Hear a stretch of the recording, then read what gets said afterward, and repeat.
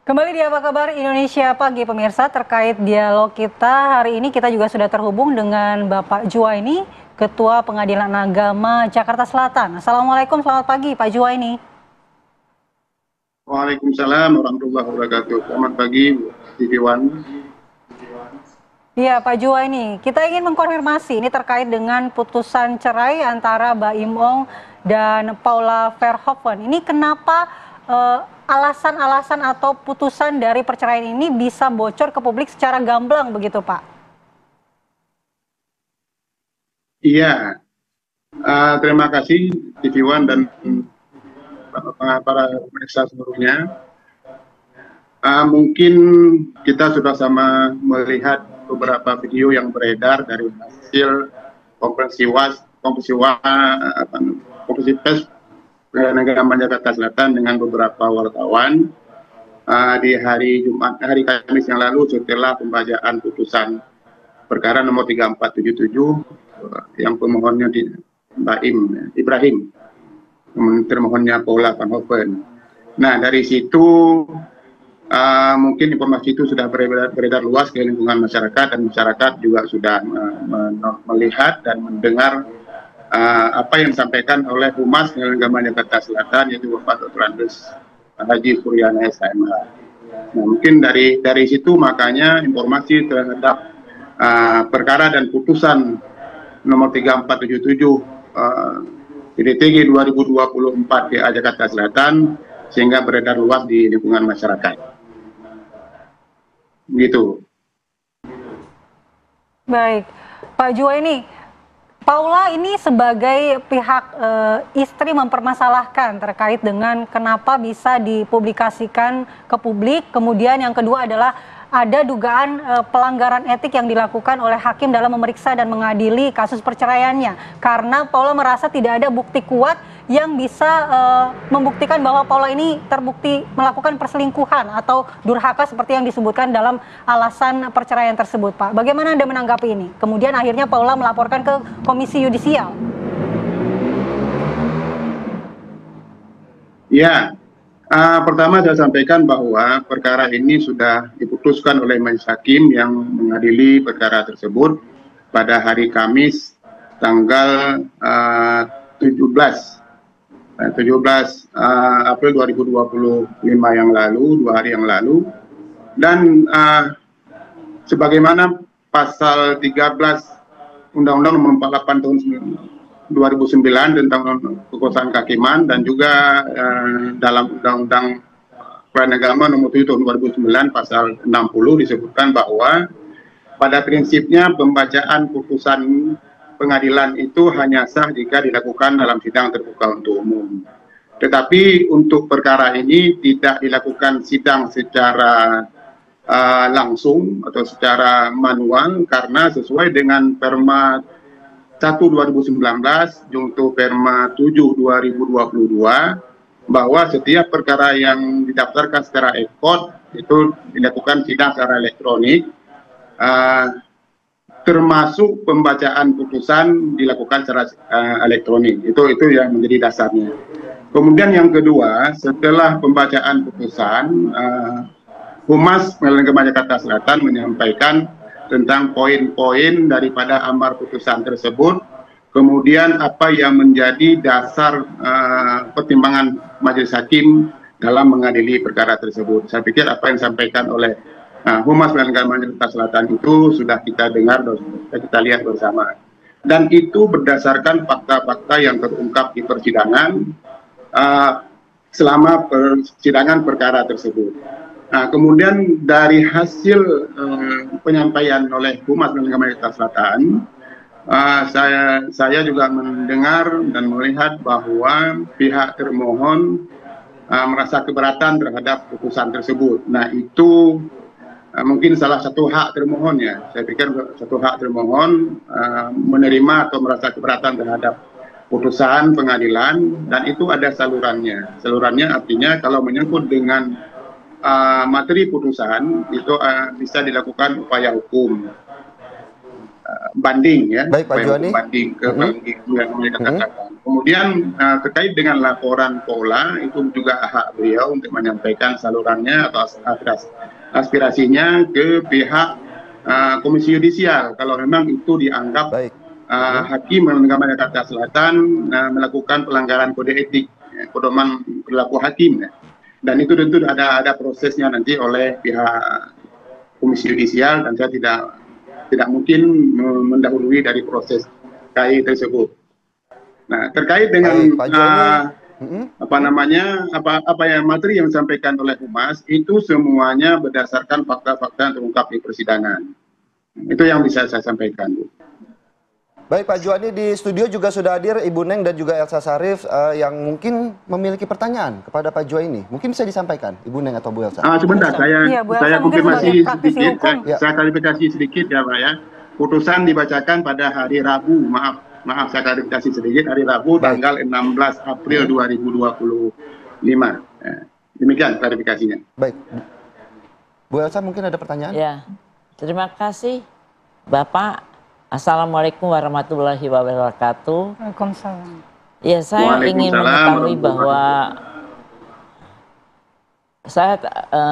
mengetahui bahwa persidangan itu kan tertutup untuk umum ya, Pak ya.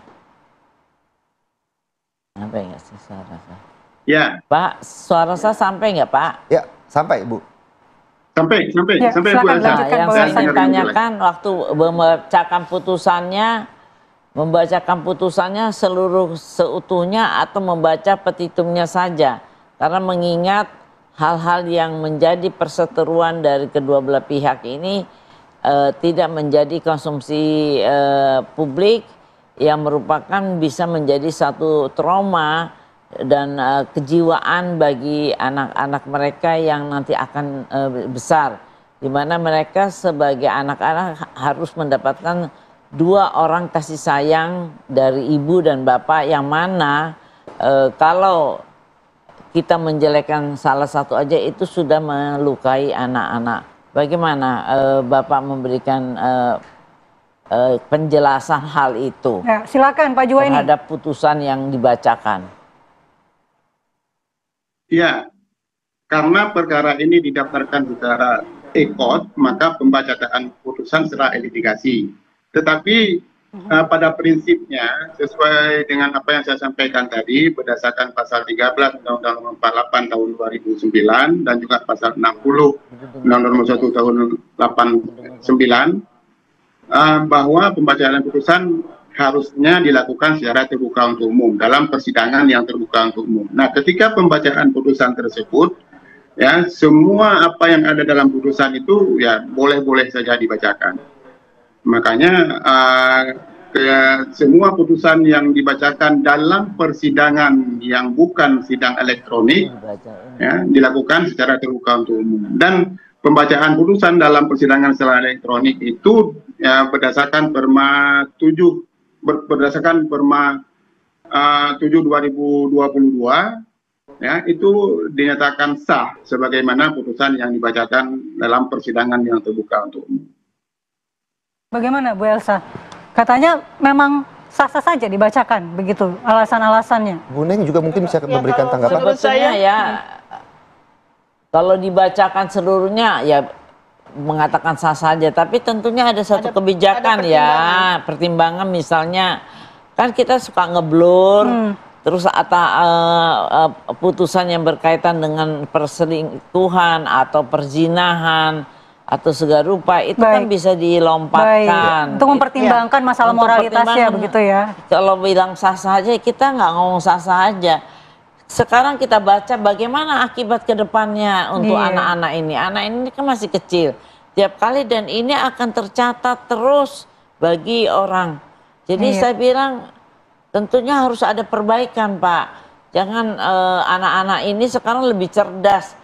Zaman dulu anak-anak tuh dibawa-bawa ke sana, main itu permen apa nggak ada masalah. Sekarang bisa tapi sekarang informasi. bisa memantengkan dia bisa punya handphone, gadget ini. Jadi tolonglah pengadilan agama ini juga harus ada satu reformasi ya. Karena saya juga waktu 10 tahun yang lalu bagaimana mengeksekusi itu juga banyak sekali keterlambatan pengadilan agama. Silakan, Jadi Bu saya Neng. ingin pengadilan agama sama dengan pengadilan negeri yang lain.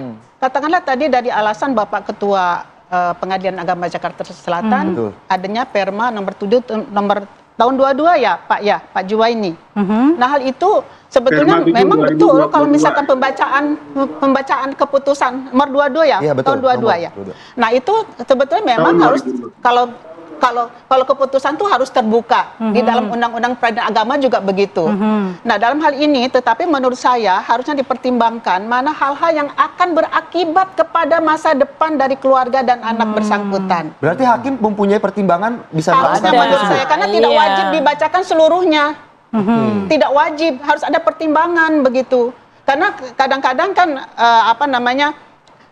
memang dalam hal ini Paula karena istri ini punya hak untuk banding, untuk kasasi, bahkan kalau ada novum bisa PK dan sebagainya. Jadi dalam hal ini menurut saya masih ada kesempatan bagi Paula untuk membuktikan bahwa dirinya itu ada seperti apa yang dia sampaikan. Dan memang di dalam hal ini tentunya majelis hakim, saya paham, majelis hakim tentunya juga berdasarkan fakta di persidangan, berdasarkan ada pertimbangan hukum. Nah hal itu menurut saya harus diseleksi mana kira-kira yang tidak berpengaruh terhadap masa depan keluarga yang bersangkutan. Karena panjang nanti itu. Panjang sekali. Dampaknya kepada anak-anak betul. Bisa selamanya. Nanti kalau semuanya diekspos keluar begitu kan akan seperti apa? Iya, ibu dan bapak mereka itu adalah pahlawan-pahlawan mereka yang akan menjadi model bagi anak-anak. Baik. Betul, kita hancurkan dari sekarang kan jadinya tentu kita membuat suatu kesalahan yang dan itu luar melanggar biasa. HAM anak kalau misalkan dipisahkan antara orang tua dengan anak. Melanggar HAM pasal 57 ayat 1 dari Undang-Undang HAM. Jadi tidak boleh dipisahkan. Jadi orang tua itu wajib memberikan membesarkan, memelihara, mendidik, membimbing, mengarahkan anak kedua orang tua. Nah kalau misalkan tidak boleh anak itu dipisahkan dengan orang tuanya, apabila kecuali ada alasan hukum, itu pun harus diberikan kesempatan untuk tetap mereka bertemu. Kita tangkap itu Undang-Undang HAM. Kita ke Pak Juwaini, mungkin Pak Juwaini ada tanggapannya terkait sedikit saja bagaimana menanggapi Bu Neng dan juga Bu Elsa. Baik, saya pikir saya tanggapi yang terakhir saja, mengingat waktu bahwa salah satu permohonan atau tuntutan dari pihak Paula atau penggugat